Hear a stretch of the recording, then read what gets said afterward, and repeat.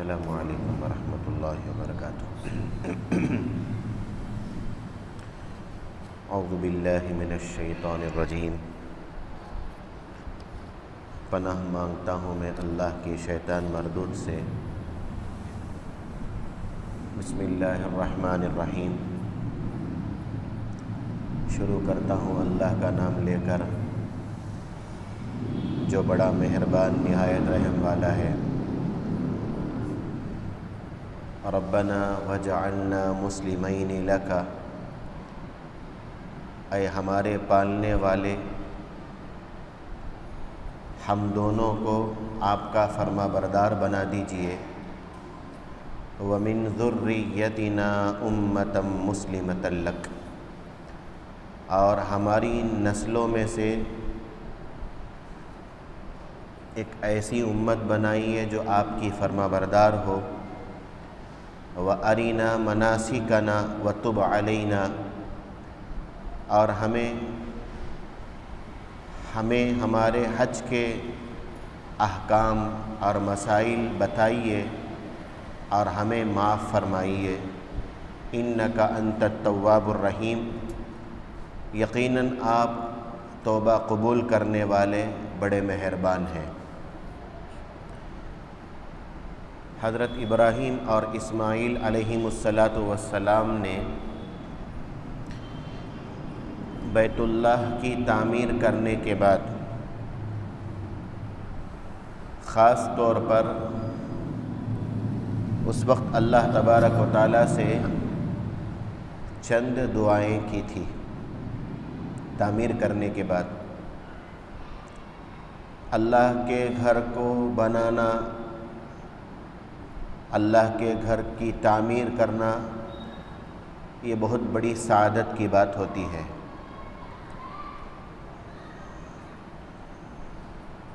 اللہ کے نبی صلی اللہ علیہ وسلم نے فرمایا، من بنا للہ بیتا بنا اللہ لہ بیتا فی الجنہ، جو اللہ کے لیے دنیا میں اللہ کے گھر کو بناتا ہے، تعمیر کرتا ہے، اللہ اس کے لیے جنت میں ایک گھر بناتے ہیں، ایک محل تیار کرتے ہیں۔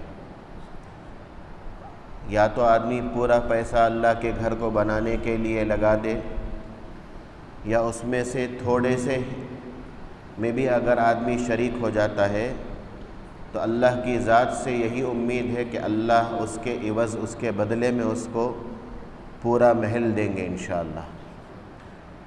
اللہ بڑی قدرت والے ہیں، اللہ بڑے بے نیاز ہیں۔ تو بہرحال حضرت ابراہیم علیہ السلام نے اللہ کے گھر کو تعمیر کرنے کے بعد ایک عجیب دعا کی۔ گزشتہ اتوار بھی آپ کو بتایا گیا کہ آدمی بڑے سے بڑے نیکی کرنے کے بعد بھی اپنی نیکی پر اس کی نظر نہ رہے، بلکہ اللہ کی توفیق پر نظر رہے۔ اگر اللہ کی توفیق نہ ملتی، اگر اللہ توفیق نہ دیتے تو آدمی بڑے سے بڑا کام بھی، یعنی اچھا کام انجام نہیں دے سکتا۔ حضرت ابراہیم علیہ السلام نے اللہ کے گھر کو تعمیر کرنے کے بعد اللہ سے کہا، اے اللہ ہماری طرف سے اس کو قبول فرما لیجیے۔ وہاں شان نہیں دکھایا، بڑائی نہیں جتائی، فخر یا تکبر کا اظہار نہیں کیا، بلکہ اللہ کے سامنے عاجزی کو اللہ کے سامنے انہوں نے ظاہر کیا۔ تو اس سے معلوم ہوتا ہے کہ آدمی بڑے سے بڑی نیکی بھی کر لے، اس کے ذریعے سے اللہ ہدایت کا کام لے لے، اس کے ذریعے سے مسجدیں آباد ہو جائے، اس کے ذریعے سے مدارس آباد ہو جائے، اس کے ذریعے سے بیواؤں کی ضرورت پوری ہو جائے، اس کے ذریعے سے یتیموں کی کفالت پوری ہو جائے، اس کے ذریعے سے بچوں کی پڑھائی کا انتظام ہو جائے، اس کے ذریعے سے غریب لڑکیوں کی شادی کا انتظام ہو جائے۔ ایسے بہت ساری نیکیاں ہیں، بہت سارے کار خیر ہیں، اچھے کام ہیں، آدمی کرنے کے بعد فوراً اللہ کی طرف اس کی نظر جائے، فوراً اس کی نظر اللہ کی طرف جائے، کہ اس میں میرے عمل کا کوئی دخل نہیں ہے، اے اللہ یہ محض آپ کی توفیق سے یہ نیکی کا کام کرنے کا مجھے موقع ملا ہے۔ بڑی سعادت کی بات ہوتی ہے، آدمی اپنے اندر بڑائی کو رتی برابر بھی جگہ نہ دے۔ اگر اس کے اندر بڑائی آ گئی تو اس کے اندر خود پسندی آ جائے گی، اس کے اندر عجب پیدا ہو جائے گا۔ مطلب خود پسندی کا مطلب آدمی ہمیشہ اپنی کام کی تعریف کو سننے کی عادت بنا لے گا۔ خود پسندی، اپنے کام کی تعریف ہمیشہ، میں کرتا سو صحیح، دوسرے کرتے سو سب غلط، یعنی تو میں جیسا کرتا ہوں ویسے دوسرے نہیں کر سکتے۔ اس کو رتی برابر جگہ نہ دے۔ یہ خود پسندی، یہ باطنی اندرونی بیماریوں سے بڑی ہلاک کرنے والی، برباد کرنے والی، انسان کو جنت سے نکال کر جہنم تک پہنچانے والی بیماری ہے۔ تو حضرت ابراہیم علیہ السلام نے اللہ سے کہا، اے ہمارے پروردگار، ہماری طرف سے، اے ہمارے پالنہار، ہماری طرف سے اس چھوٹی سی خدمت کو آپ قبول کر لیجیے۔ اللہ اکبر، کتنے جلیل القدر پیغمبر ہیں، امت کو سبق سکھلانے کے لیے، امت کو بتانے کے لیے کہ بڑے سے بڑا کام بھی آدمی انجام دے لے۔ تقبل کا لفظ آیا ہے، مطلب ایسی چیز کو قبول کیجئے کہ آپ کو وہ قبول کرنا ضروری نہیں ہے۔ تقبل، قبول اسی کو کہا جاتا ہے کہ سامنے والے کے سامنے درخواست اس لیے رکھی جاتی ہے کہ اس کو اختیار ہے، چاہے تو اس کو لے سکتا ہے، چاہے تو اس کو ریجیکٹ کر سکتا ہے۔ حضرت ابراہیم علیہ السلام وہاں کوئی دوسرا دنیا کا کوئی کام نہیں کیا، بلکہ اللہ کے گھر کو تعمیر کیا۔ کون سا گھر؟ پوری ان اول بیت وضع للناس، سب سے پہلا گھر جو لوگوں کے لیے بنایا گیا روئے زمین میں، وہ اللہ کا گھر ہے۔ روئے زمین میں سب سے پہلا گھر جو بنایا گیا وہ اللہ کا گھر ہے۔ اس گھر کو بنانے کے بعد حضرت ابراہیم علیہ السلام یہ دعا کر رہے ہیں۔ پہلی دعا یہ، اس کے بعد دوسری دعا، اللہ اکبر، دوسری کیا دعا کی؟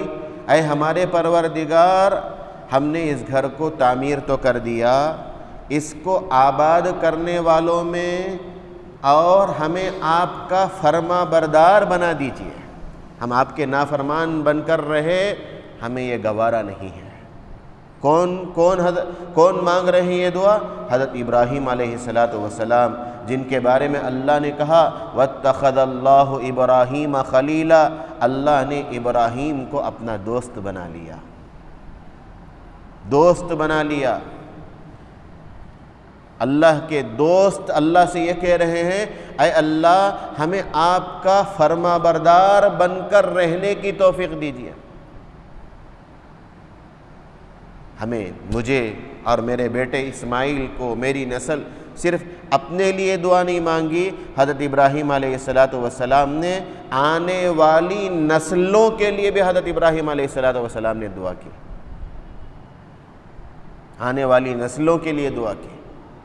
تو اس سے معلوم ہوا، اس آیت کو دیکھنے سے معلوم ہوتا ہے، یہ بات نکلتی ہے، یہ پتے کی بات معلوم ہوتی ہے کہ آدمی جہاں اپنی فکر کرتا ہے وہیں اپنی نسل کی بھی فکر کرے، اپنی اولاد کی بھی فکر کرے، اپنے اولاد کے ایمان کی فکر کرے، اپنے اولاد کے تقوی کی فکر کرے، اپنے اولاد کے نمازی بننے کی فکر کرے، اپنے اولاد کے اللہ کے راستے میں جم کر رہنے اور اللہ کے نبی صلی اللہ علیہ وسلم کے راستے سے محبت، اللہ کے نبی صلی اللہ علیہ وسلم کے طریقے سے محبت کرنے والے اولاد، ایسے اولاد کی فکر کریں۔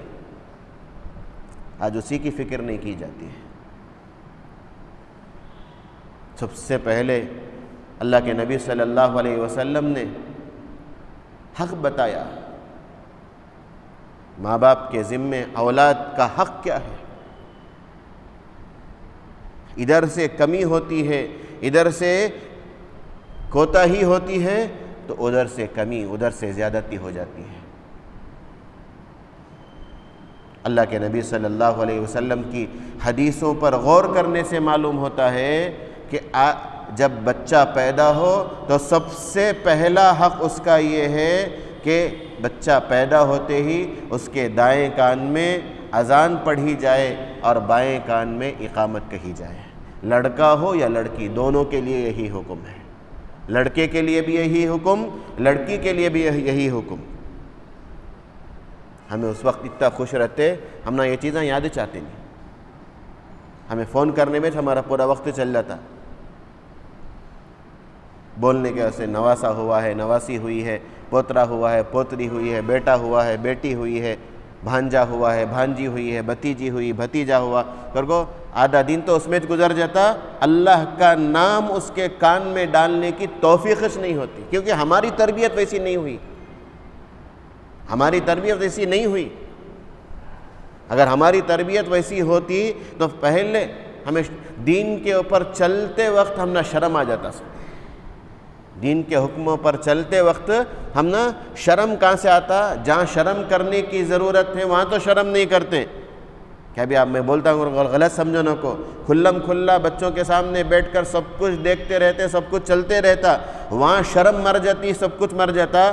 یہاں دین پر چلنے کا جب تقاضا آتا ہے، دین کی باتوں پر عمل کرنے کا جب وقت آتا ہے تو بچے کو کیسا سمجھانا، بیٹے کو کیسا سمجھانا، میں کیسا عمل کرنا کر شرمالے کو پیچھے ہٹ جاتے. اللہ معاف فرمائے.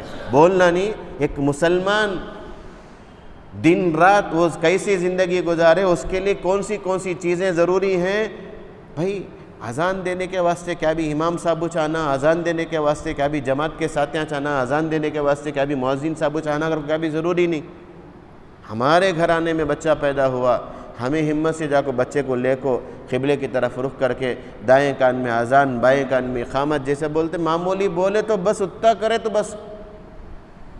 اذان کے کلمات یاد نہیں ہیں، اذان کے کلمات یاد نہیں ہے. اقامت کیسا بولنا کر کو ہم نہ معلوم ہوتا نہیں. میں سب کی بات نہیں بولتا ہوں، سب کو گرا کو بولتا ہوں، ایسا کر نہیں. ہمیں مطلب اٹکتے ہو سکتا ہے کہ عادت نہیں رہنے کی وجہ سے جھجکتے ہوں گے، کچھ ذرا شرماتے ہوں گے. ٹھیک ہے، آپ کو معلوم ہے ہمت نہیں ہوتی حضرت بولتے وقت، کبھی کبھار بولنا چاہیے. اللہ کا نام لینے میں کیا ہے؟ سب سے پہلا حق بچے کے کان میں اذان نہیں. بچہ کو لے لے چلے، خالی لا کو دکھا دل کو لے لے چلے گا. کیا بھی اذان دیے کیا کہتا نہیں، خالی دیکھے تک، دیکھ کو کتنے 1-2 منٹ میں اذان دینے کے سے کیا کان میں رکھ لو کو انگلیاں کھینچ کو دیو کر بولتے اذان.